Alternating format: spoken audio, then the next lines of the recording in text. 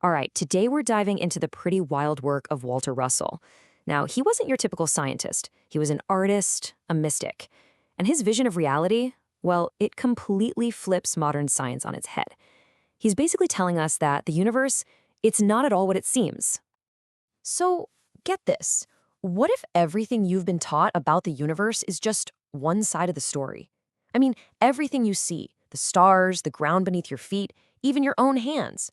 What if it's all just an effect, like a cosmic shadow play? Russell's work drops this radical question on us. What if the real cause of everything is something we can't see, can't touch, can't even measure? Yeah, that is the core of his entire cosmology. You know, it's interesting. The physicist Sir Oliver Lodge once said something really profound. He basically argued that science has its limits, that the great story of the universe, the ultimate truth, might not come from a lab coat and a microscope. No, it might come from the great super inspiration of some poet, painter, philosopher, or saint. And that, well, that sets the stage perfectly for a guy like Walter Russell. He's not a scientist. He's an artist who claimed he tapped into something much, much deeper, a direct line to the secrets of creation. Okay, so let's get into it. A radically new universe. Before Russell could even start building up his own vision, he first had to point out where he thought the standard model, conventional science, was falling short. And his argument was actually pretty simple. Science itself admits it's missing a huge piece of the puzzle. And here's the fundamental clash, right? You've got conventional science over here, which relies on sensory evidence. If you can't see it or measure it, it's not really on the table. But then you have Russell's view, which says the vast majority of the universe lies beyond our senses. For Russell, science is like studying a movie playing on a screen, but completely ignoring the projector, the film, and the light that's making the whole show possible. He says the real cause is in a realm we can't sense. And here's the kicker. Knowledge isn't discovered out there in the world. Nope. He says it's recollected from deep within us, from a kind of universal knowledge we all have access to. So if matter is just an illusion, then what's real? What's the actual substance of all things? Well, Russell's answer is this one single, absolutely radical idea that, well, it changes everything. According to Russell, the one and only substance in the entire universe is mind. And we're not talking about a mind in the universe like yours or mine. We're talking about a universal, all-pervading thinking mind that is the universe. The best way to think about it is like an infinite thinking ocean. And everything we see, everything we experience, it's all just a ripple, a thought forming on the surface of that cosmic ocean. He used this great analogy to explain it. Think about a bubble or a whirlpool in water. It has a form, right? You can see it. But it's not made of a different substance. It's just water in motion. When the motion stops, the form disappears. But the water, the substance, is still there. Russell says matter is exactly like that. It's an illusion of form created by motion within that one single substance, mind. So let that sink in for a second. The implication is just huge. It means that all matter, all light, all energy, even life itself, it's all just a fleeting effect. It's the thinking process of the one universal mind made visible for a little while. Your body, the stars, this entire physical reality, it's temporary. It's an illusion. And when the thought that's creating the motion ceases, the form just vanishes. But the mind, that substance remains, totally unchanged forever. Okay, so if mind is the substance, how does it create anything? Russell's answer is really cool. It's not a one-and-done Big Bang. It's more like a cosmic pendulum swing, an eternal, rhythmic cycle. And this gets us to the core of his idea of maximum duration. The universe isn't just existing, it's constantly breathing in an endless cycle of appearing and disappearing. Let's break down this eternal cycle. Imagine a pendulum at rest. That's step one, motion in inertia. It's this unseen, perfectly balanced state of pure potential. Then, whoosh, the pendulum swings out. That's generation.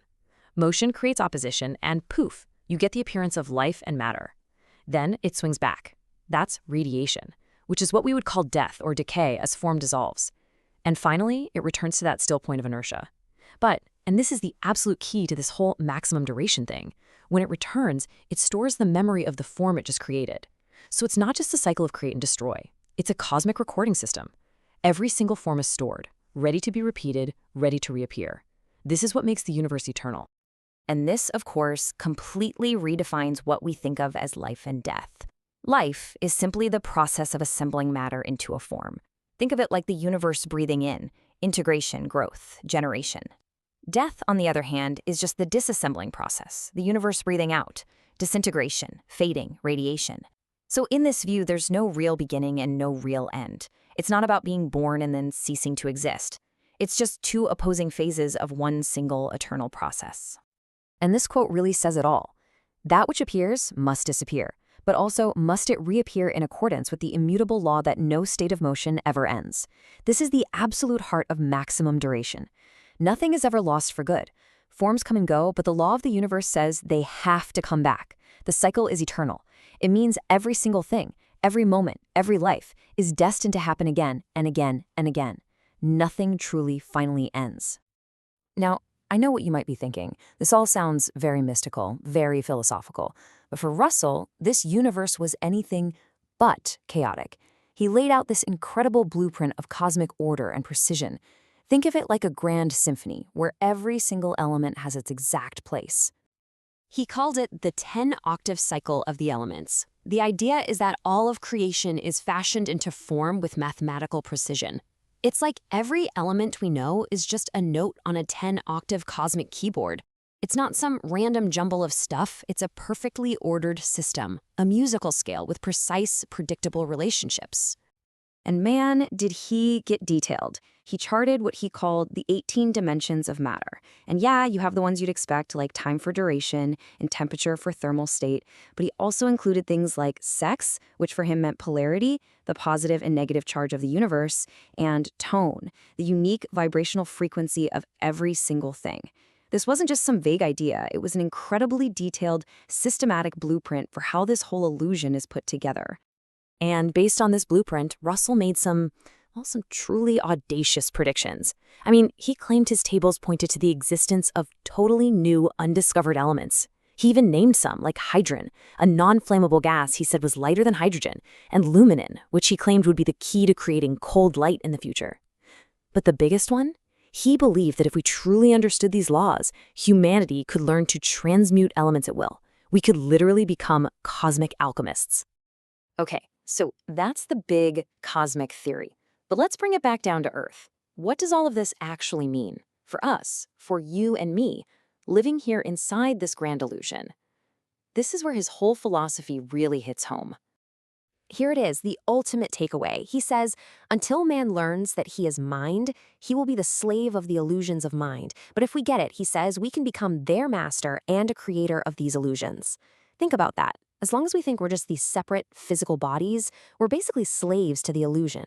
But the second we realize our true self is mind, the actual substance of creation, we stop being victims of reality. We can become its masters, the conscious creators of our own world. And this just changes everything, even how we think about things like genius and inspiration. In this view, a great discovery isn't about learning something totally new that's out there. It's an active remembering. It's about recollecting knowledge that's already inside our soul. It's like we just have to tune in to that universal mind and download the information that's been waiting there for us the whole time. So at the end of the day, we're left with this ultimate question, this fundamental choice really. Is knowledge discovered or is it recollected? Is truth something you have to find out there in the world, piece by painful piece with our very limited senses? Or is it an infinite library of cosmic truth that's already inside you, just waiting for you to access it? That is the challenge, and maybe the incredible possibility that Walter Russell's vision leaves us with.